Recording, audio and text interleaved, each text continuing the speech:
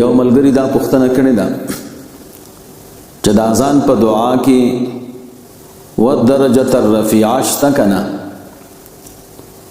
نو محترمو د اذان په دعا کې والدرجة الرفیعه شته. د هغې دپاره یو څو حوالې در کومه. یو دا تفسیر روح البیان دی، اتم جلد دی، ما سره دا بیروت والا چاپ دی، صفحه دا 351 دی کې وایي اللهم رب هذه الدعوة التامة والصلاة القائمة آت محمدا الوسيلة والفضيلة والدرجة الرفيعة. نو دی کې ورسره والدرجة الرفيعه شته. تفسیر روح البیان اتم جلد صفحه دا 351 سورة فصلت آیت نمبر د 3 نه تر 15 پورې. دویم نمبر حواله په دې مسله د امام غزالی رحمه الله کتاب احیاء علوم الدین، دا اول جلد او دی کې صفحه دا 208 دلته وایي وعند الفراغ یقول اللهم رب هذه الدعوة التامة والصلاة القائمة آت محمدا الوسيلة والفضيلة والدرجة الرفيعة.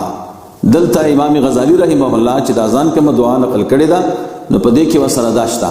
احیاء علوم الدین اول جلد او صفحه دا 208. دریم نمبر دا تفسیر مظهری دی، دې کې شپږم جلد او صفحه دا پکې 195 او سورة المؤمن دی او آیت نمبر دی نهم نمبر آیت دی کې وایي بقول اللهم آت محمدا الوسيلة والفضيلة والدرجة الرفيعة. نو دی کې ورسره والدرجة الرفيعه شته.